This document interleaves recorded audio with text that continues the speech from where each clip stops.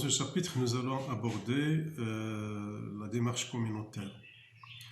Alors, en lien avec ce qu'on a vu jusqu'à maintenant, on a parlé de la santé publique, de la santé communautaire. Alors, la démarche communautaire, c'est quelque chose, c'est une stratégie de travail, c'est un moyen de travail au niveau de la santé communautaire. Alors, c'est quoi la démarche communautaire? La démarche communautaire, c'est un processus. C'est un processus qui est continu dans le temps, qui va prendre son point de départ au niveau des besoins et des problèmes exprimés par la population. Et dont l'objectif, bien sûr, c'est de trouver une solution à ces problèmes de santé avec la participation de la communauté. Donc la participation de la population, elle est fondamentale dans cette démarche communautaire. Ce qui fait la différence entre la démarche communautaire et tout autre processus de planification, c'est que ici, la participation, elle est vraiment essentielle et pratiquement obligatoire. Alors, sur quels critères on peut définir une démarche communautaire? Alors, la démarche communautaire, bien sûr, comme on l'a dit dans le chapitre précédent, il concerne une communauté bien définie. Donc, quand on décide de mener cette démarche communautaire, on va la mener dans un territoire bien défini, une population bien ciblée, et bien sûr qui a ses caractéristiques, ses spécificités, ses problèmes de santé particuliers. C'est une approche qui va adopter une approche positive, une approche globale de la santé, en partant bien sûr de la définition de l'Organisation mondiale de la santé et aussi en se basant sur les déterminants de la santé. Et le quatrième critère, c'est que c'est une approche qui doit favoriser la participation de la communauté. On ne peut pas parler de démarche communautaire sans participation, donc je vais insister et réinsister sur cette caractéristique. Aussi, la démarche communautaire, il doit favoriser la collaboration intersectorielle et le partenariat. Bien sûr, c'est cette ouverture sur l'environnement, sur les autres partenaires. Il est nécessaire et fondamental dans toute démarche communautaire. Et aussi, la démarche communautaire, c'est une opportunité pour partager ce qu'on sait avec la communauté, apprendre de la communauté et des autres aussi, des autres acteurs par rapport à la santé de la communauté. Et comme on l'a déjà signalé dans le chapitre précédent, dans la définition même de la santé communautaire, on a dit que la santé communautaire, c'est une activité planifiée. Donc oui, la démarche communautaire, c'est un processus de planification comme tous les autres processus de planification, mais qui a ses spécificités bien sûr, et il doit contenir dedans une étape essentielle de l'évaluation. Alors, avant d'aller voir les étapes de cette démarche communautaire, il faut quand même définir, clarifier un certain nombre de concepts qui vont nous être utiles pour bien assimiler ce chapitre. Donc, l'un des concepts clés, c'est le concept de la planification. Alors, la planification, c'est un terme qui est quand même ancien et qui est utilisé dans plusieurs domaines, dans le domaine militaire, dans le domaine du management, mais aussi elle est empruntée dans le domaine de la santé publique et de la santé communautaire. Alors la planification, ça veut dire quoi? C'est se projeter dans l'avenir pour réaliser quelque chose. C'est de mettre en place les moyens, l'organisation qu'il faut, les ressources qu'il faut pour atteindre un objectif ou des objectifs déterminés, bien sûr selon un ordre de priorité qui est établi auparavant.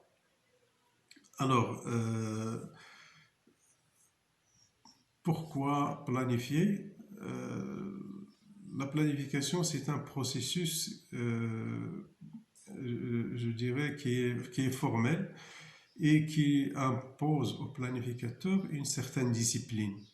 Alors, il nous permet de maîtriser, bien sûr, à un certain niveau, la complexité croissante. Alors, dans le domaine communautaire, dans le domaine du social en général, donc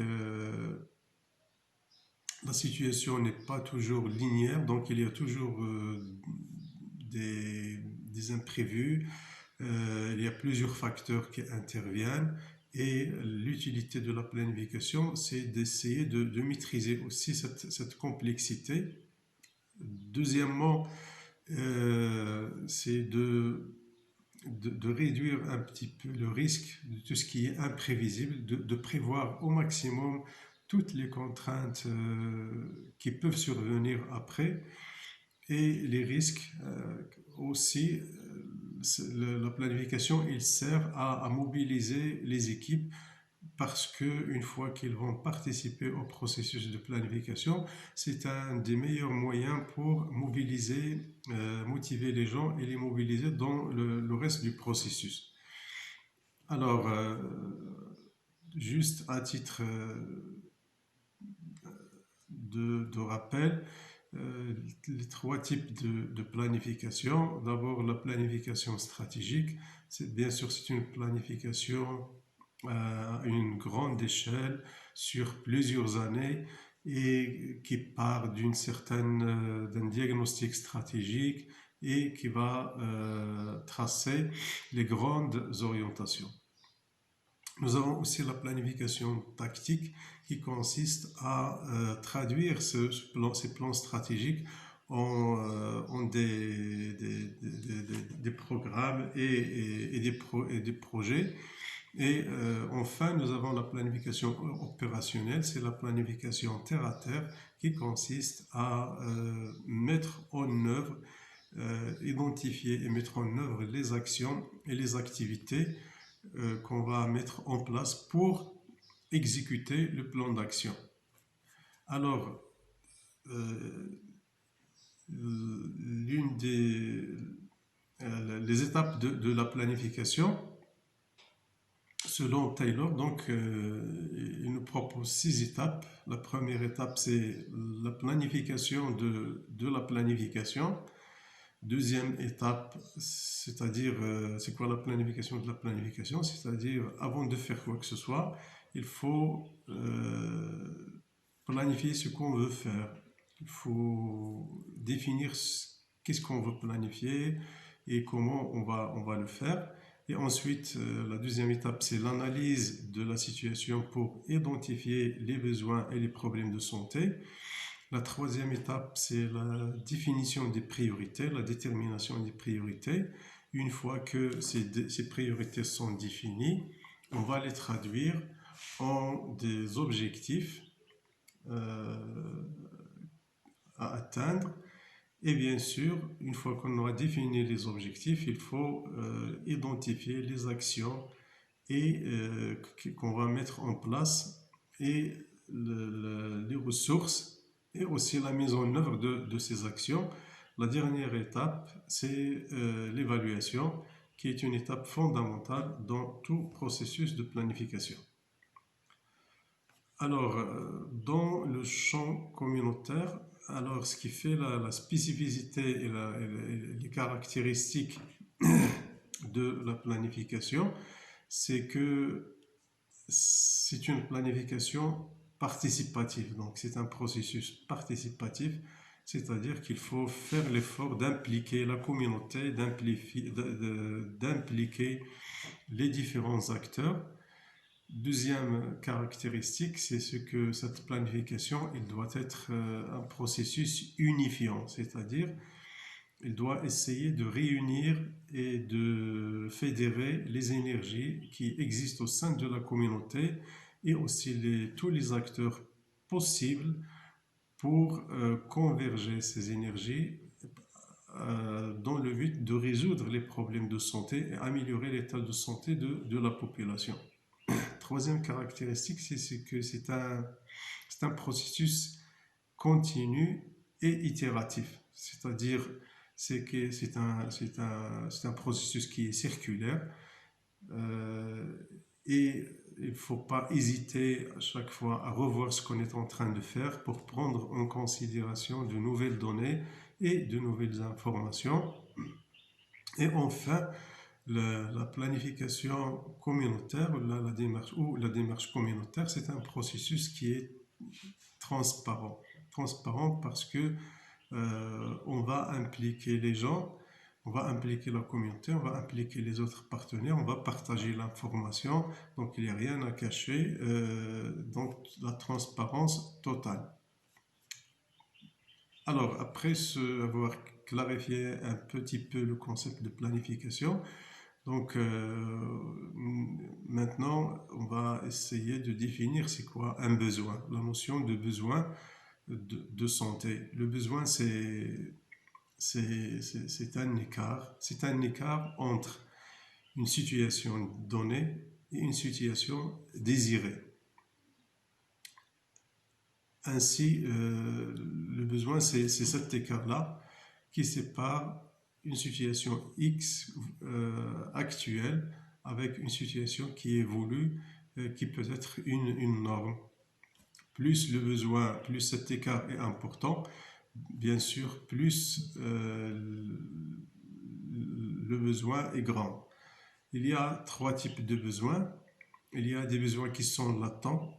Alors, un besoin latent, c'est-à-dire il n'est pas identifié ni par la population, ni par les professionnels de la santé. C'est un dysfonctionnement sanitaire qui est là, mais qu'on n'a pas encore identifié. Par exemple, un problème de malnutrition chez les enfants. Peut-être la population, dans un premier temps, elle ne va pas se rendre compte.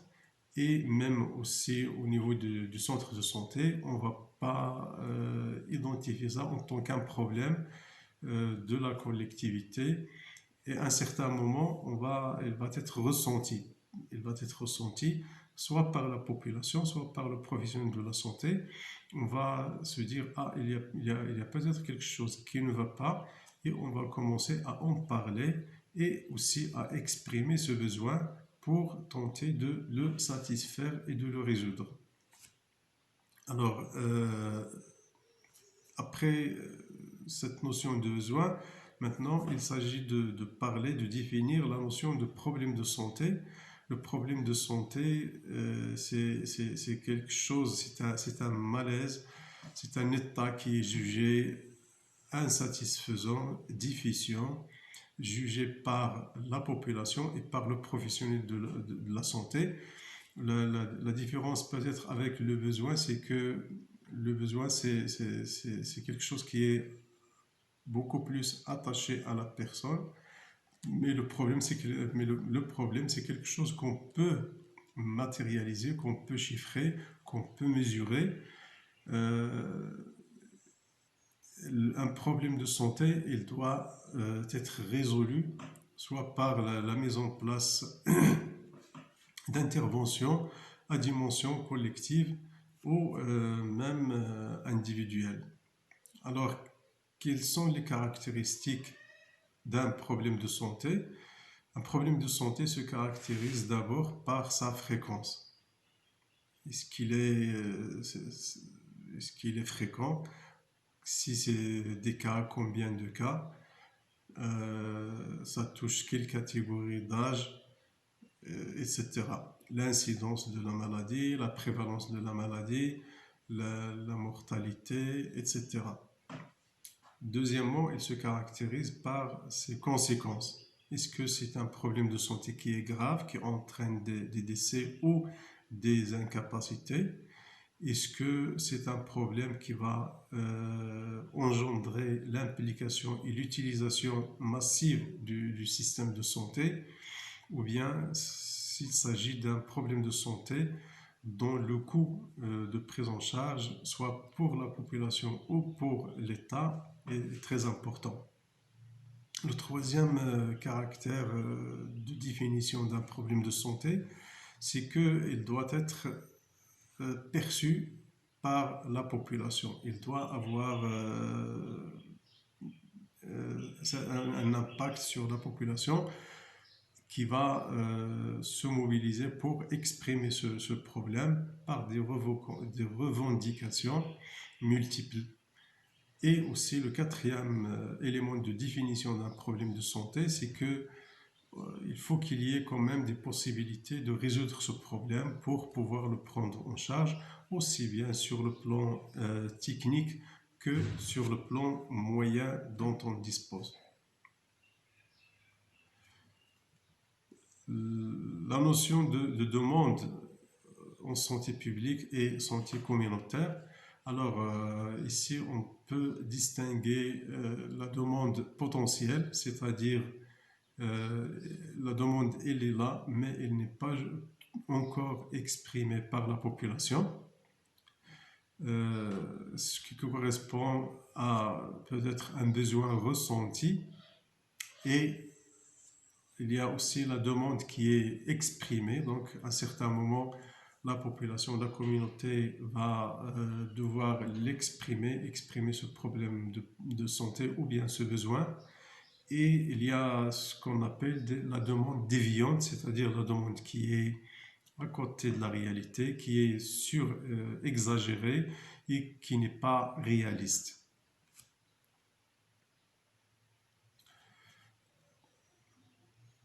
Alors, terminons cette mise au point sur ces concepts, sur la relation entre le besoin, la demande et la réponse.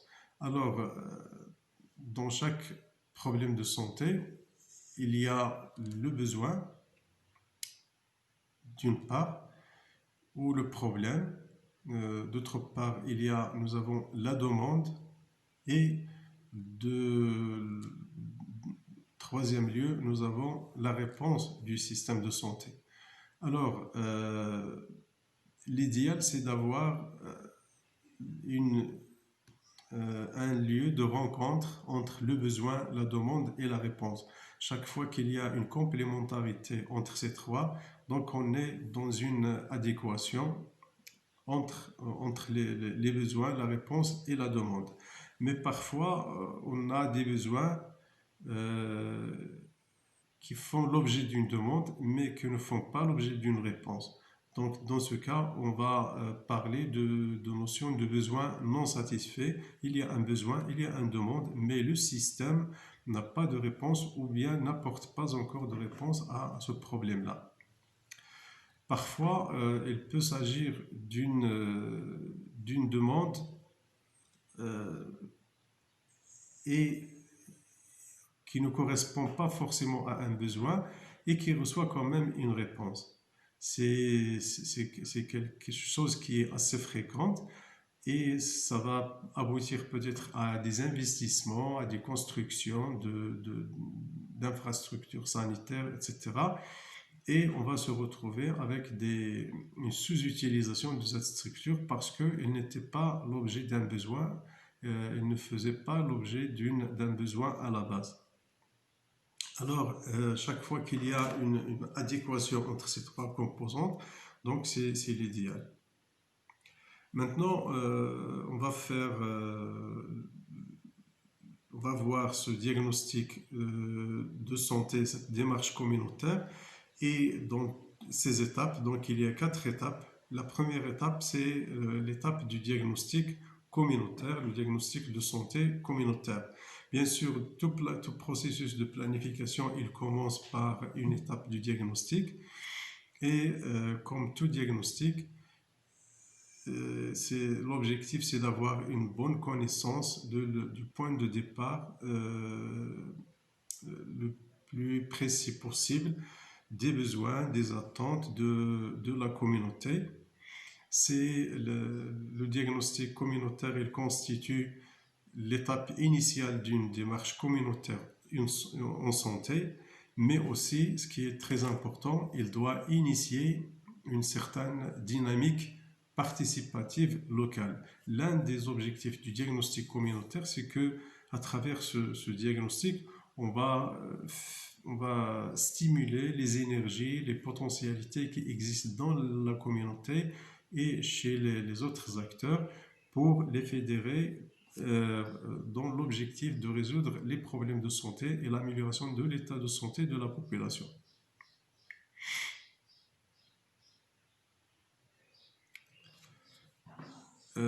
Il permet aussi de mieux connaître la nature des problèmes et les besoins de santé de la communauté et leur explication.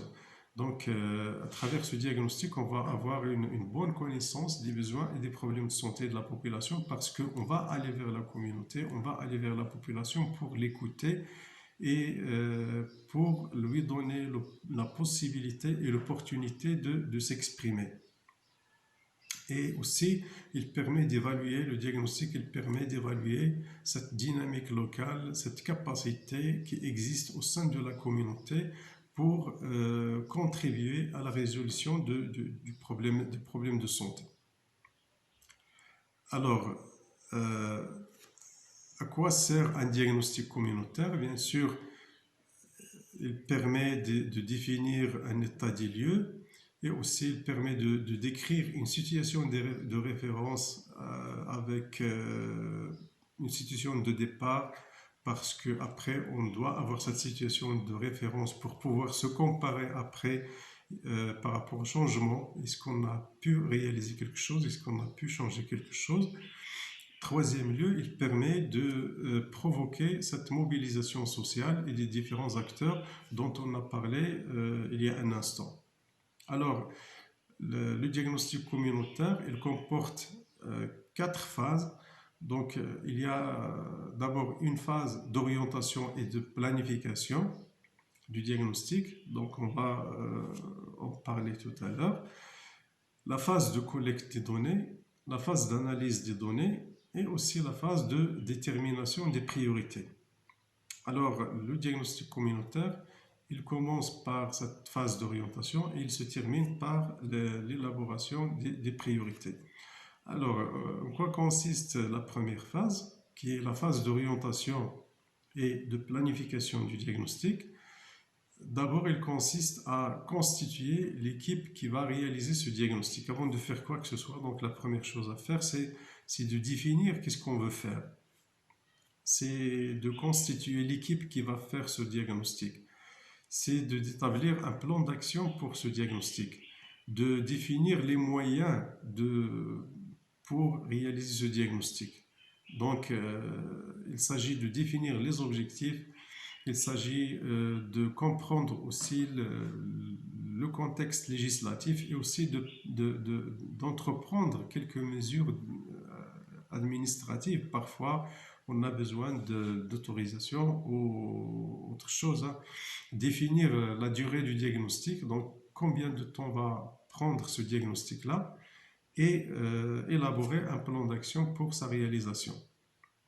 Ça, c'est la première phase. C'est la phase de préparation. La deuxième phase, c'est la phase de collecte des données. Alors là, on va sortir sur le terrain pour collecter les données. Il y a pratiquement quatre types de données essentiellement. D'abord, des données monographiques qui sont disponibles. On a beaucoup de données qui sont disponibles dans les services de santé déjà. Au niveau de la commune, nous avons toujours un diagnostic communal.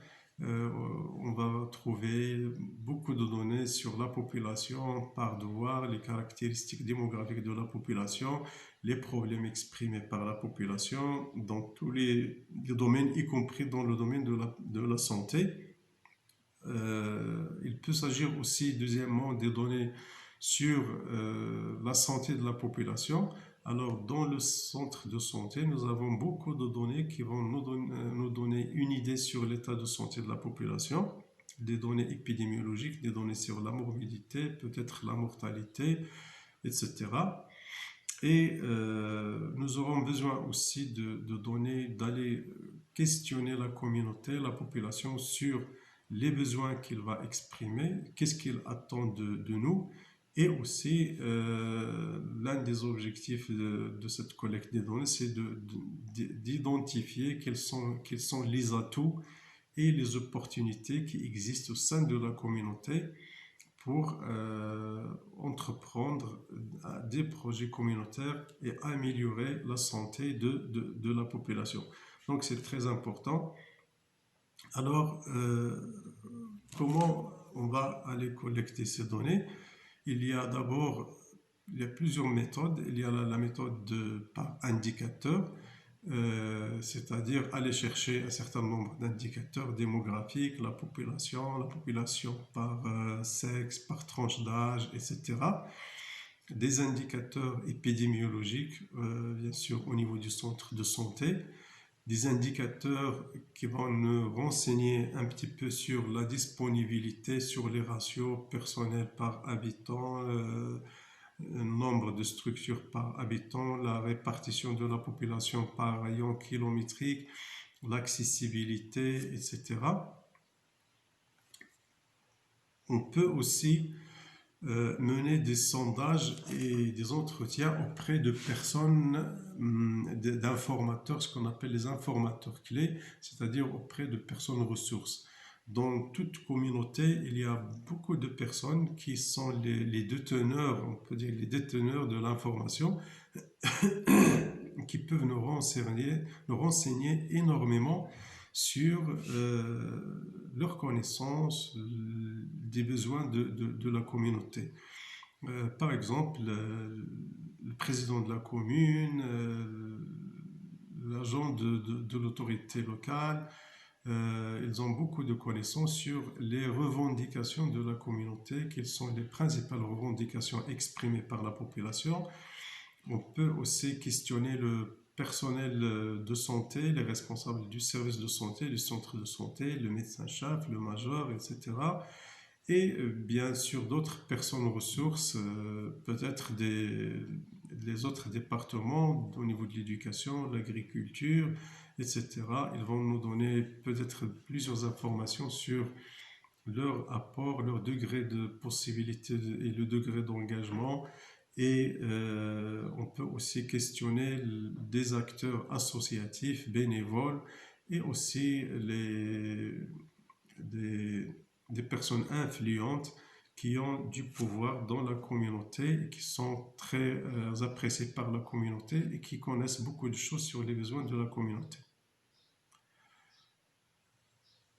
Le troisième type d'information, ce sont des formations, des discussions qu'il faut aller mener avec la communauté, avec la population. Alors là, bien sûr, on ne peut pas se réunir avec toute la population d'une commune ou bien d'un ensemble de douars, mais quand même, on peut se réunir avec des échantillons, un groupe de femmes représentatifs plus ou moins, un groupe de jeunes, un groupe d'adultes au niveau de chaque douar et les écouter sur quelles sont leurs attentes et leurs besoins en matière de santé. Et parfois, le diagnostic, il consiste un problème de santé spécifique. Dans ce cas, donc, les questions et les débats, ils vont être focalisés sur ce problème de santé. C'est aussi l'occasion pour identifier le degré d'engagement et de la population et sa capacité à contribuer à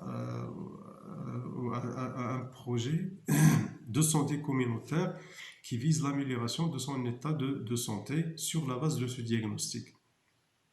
On peut compléter ça en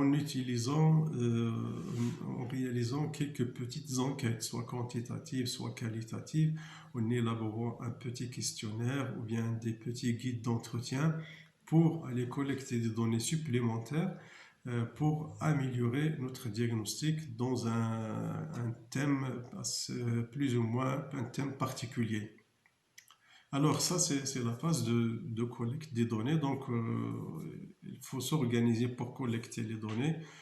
Et la deuxième étape après, la troisième étape, c'est la phase d'analyse des données. Une fois qu'on aura collecté toutes ces données, donc il faut les analyser, il faut réunir toute cette panoplie d'informations qui va être certainement très important et essayer de l'organiser pour lui donner du sens. Alors ici, c'est une affaire assez délicate qui ne peut pas être faite par n'importe qui. Donc il faut des gens quand même connaisseurs qui ont cette capacité de synthèse et d'analyse des données et qui peuvent aussi donner une signification à tous les indicateurs qu'on va mesurer. Une fois qu'on aura analysé ça, donc on va sortir peut-être avec une liste des besoins, une liste de problèmes, et à partir de là, on va pouvoir réaliser une priorisation de ces problèmes. La quatrième phase, c'est la phase de détermination des priorités. Une fois qu'on aura collecté toutes ces données, donc ça doit être une grande quantité de données, on va pouvoir lister les problèmes. Il faudra faire des priorités parce que logiquement, on ne peut pas intervenir sur tous les problèmes en même temps à la fois. Donc, il faut toujours faire des priorités. Mais comment on peut faire ces priorités? Il faut d'abord les faire dans un cadre participatif avec l'implication de la population ou au moins avec un groupe qui représente la population et après essayer de valider ça avec l'ensemble des acteurs qui sont concernés par ce diagnostic participatif. Alors, on peut élaborer une grille pour faire la priorisation. Donc, cette grille, on peut même l'imaginer sous forme d'un tableau. On va mettre une colonne comportant la liste de tous les problèmes et une colonne, on va décrire, on va dire quelle est l'importance de ce problème. Est-ce que c'est très important ou bien plus ou moins important? Donc, on peut mettre soit des croix, soit des scores. Et aussi l'importance, l'impact sur la santé. Est-ce que c'est un problème qui est grave, qui entraîne des décès ou des handicaps, etc. Et aussi, est-ce que c'est un problème qui dérange la population, qui est source d'inconfort chez la population et des réclamations? Et aussi, est-ce que c'est un problème à qui on a des solutions sur le plan technique, matériel, est-ce qu'on a les moyens de le résoudre, etc.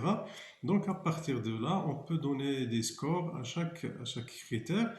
Et enfin, on va pouvoir prioriser ces problèmes et établir la liste des problèmes prioritaires pour pouvoir sélectionner après les problèmes sur lesquels on peut intervenir.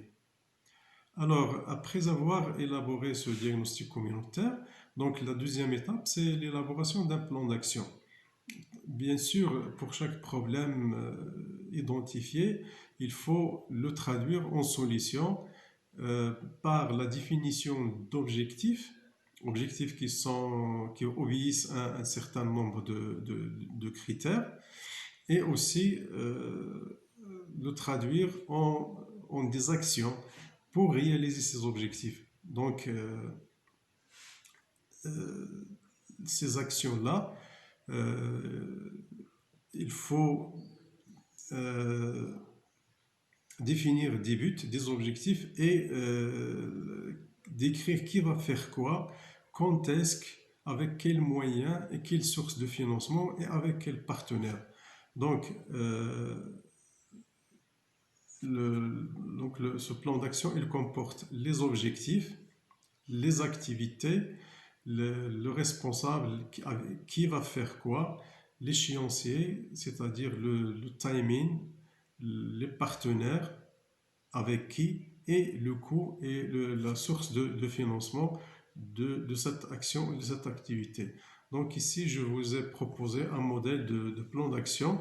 Donc c'est un tableau classique qu'on peut utiliser pour élaborer notre plan d'action.